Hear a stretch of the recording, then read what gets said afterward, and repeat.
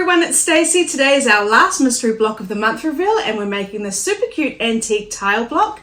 Make sure you watch my video to the very end to find out how we'll be finishing off our quilt with our 12 blocks. Let's get started.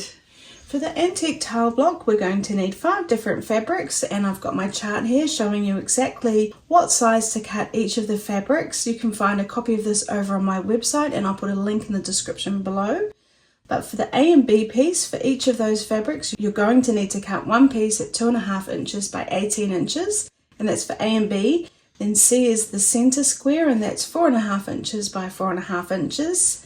D and E are sewn together, and you need to cut one piece each at 2.5 inches by 10 inches. And then F, these corner longer bits, you need to cut 4 at 2.5 inches by 4.5 inches. So we'll start off by sewing together our A and B pieces. So I've got my A and my B fabrics here. I'm just going to face them right sides together. Line up the edges, and I will just pop a few pins in so they're nicely lined up when I sew. You might want to use more or none, it's entirely up to you. I'll just pop in 3.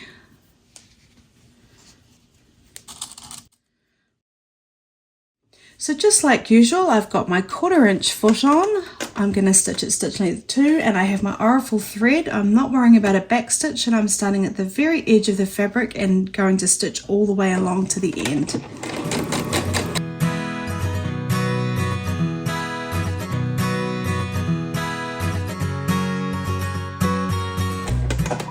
Coming right off the edge, trimming that thread as I go, and now let's press. So just setting our stitches, which helps them lay flatter and sets them in, making them stronger. Opening it up, and we're pressing towards the dark. Just making sure that's sitting nicely, giving it a gentle finger press and pressing.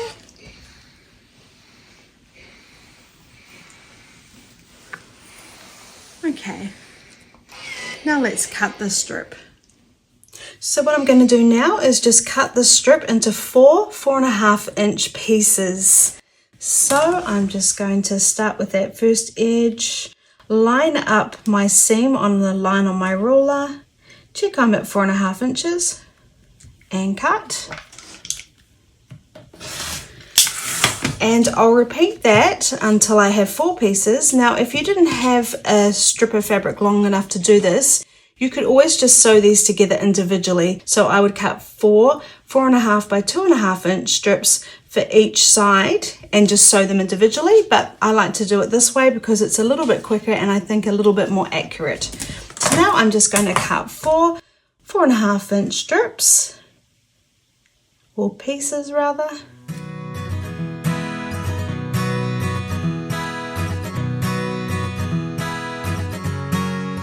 So now I've got my 4 pieces, I'm just going to set them aside and move on to the next step. So now I've got my C and my D fabrics, and all I'm going to do is do exactly what I just did. I'm going to face them right sides together, sew them, press them, and then cut them, but this time I'm cutting them into 2.5 inch strips.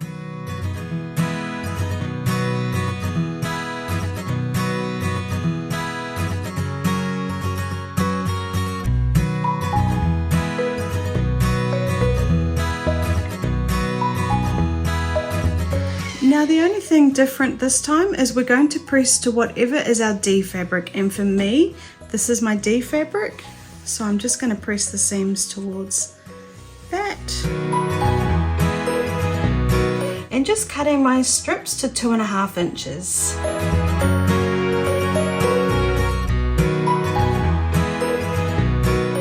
So now I've got my D and my E fabric that I just sewed together and then cut into 2.5 inch strips. And I've got my F fabric, and we need to sew them together, but we need to sew them together in the same order for all 4 sets. So what I'm going to do is I'm just going to make sure that I've got my D fabric sitting on the right hand top corner, just like that.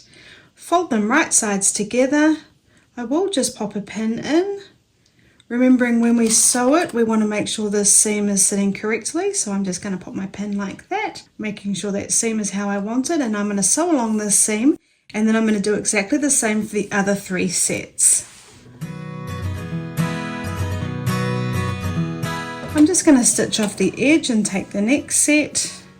Making sure again that that D fabric is in the top right hand corner, and just carrying on until I've sewn all the sets together.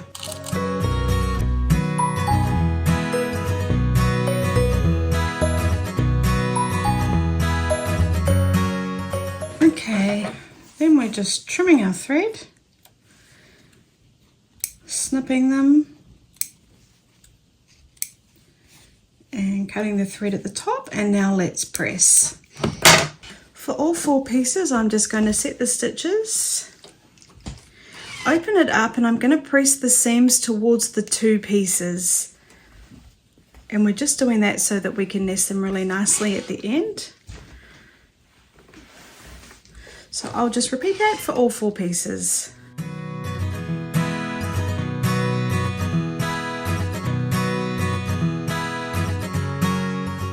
Okay, let's sew our block together. And now I'm just going to lay all my pieces out in the correct order using my diagram to help me. So I'll pop the C piece in the center, and then my A and B pieces that I sewed together first are going to go next to the squares with my light fabric touching the squares.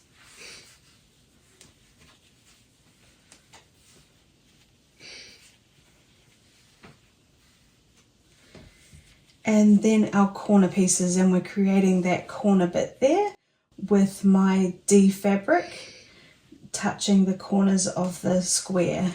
So just making sure that we've got the correct pattern happening. And once you've placed out all your pieces, just double check it's all looking correct before we sew them together. So now all we need to do is sew our rows together, and remember when we do that, we then press the seams going in different directions. So this row, the seams will go one way, this row, the seams will go another, and this row, the seams will go this way, so that we can nest them at the end. So all I'm going to do is just fold this over, pop a pin in just roughly so that I know I'm sewing it in the correct order. This is just how I like to do it to make sure I don't get into a pickle. You might have a better system, but this works for me. So I'm just going to pop these pins in.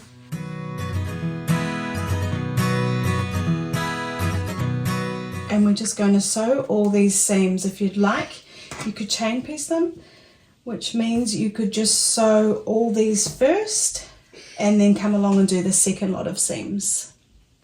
So taking my first row, what I'm going to do is take the pin out and just check all the edges are lined up. I do have 2 seams here to be nested, so I'm just going to make sure that they're nested nicely. Pop my pin in to keep them nicely nested. And if you wanted to, you could pop pins in either side. I'm not going to worry about that. And just like we have in the past, starting at the edge and stitching right over to the other end.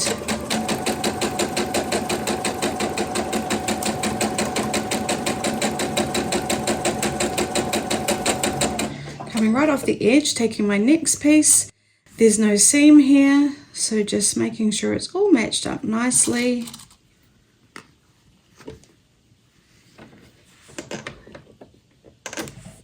Carrying on.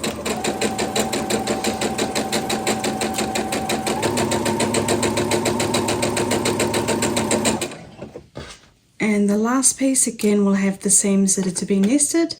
So just opening that up, making sure they are nested nicely, as well as these edges here all lined up, popping a pin in.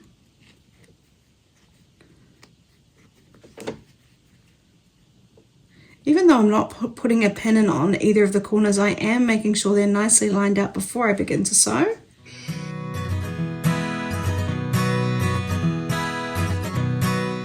Just trimming the thread. And now doing the same for that second seam.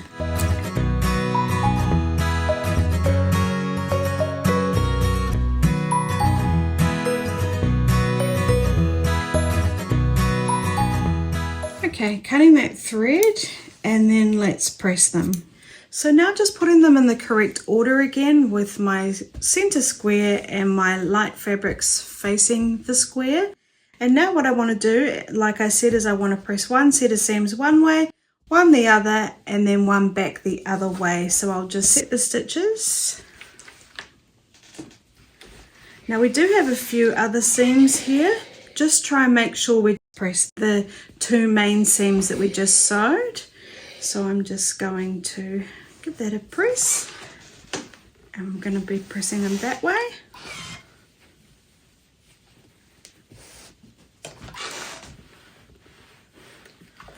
And this one, I remember that I pressed it towards the 2 pieces and it feels like it's not sitting very nicely, so I will just give it a press so it is staying how I want it. Then when I've done that, I'll move on to my next block, press those seams that way and then those seams that way.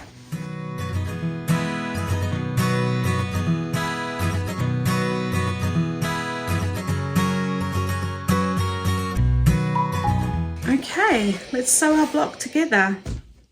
So once again, just making sure I've got my pieces in the correct order, I'm going to take this top row, fold it down onto the second one, right sides together. And I do have a few seams to nest, so I'm just going to find them. Make sure they're nicely nested and that this top edge is nicely lined up, and then pop pins in all the way along. I've got another one here. Another one here. So there's 4 in total. Okay, and then when I'm happy, I'm just going to sew along that whole edge.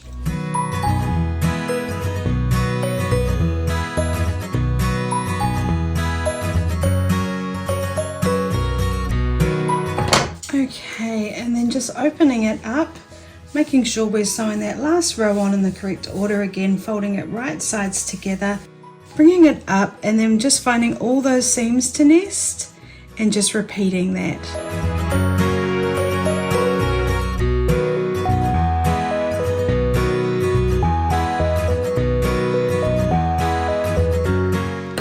All right, and then one final press. So just setting the stitches.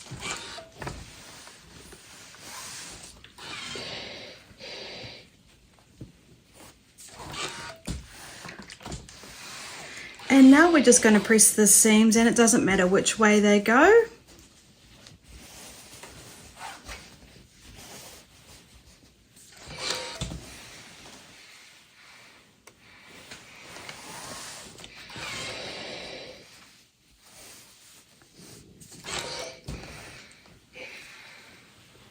Okay, and I'll just give it a once over, and there we have our block.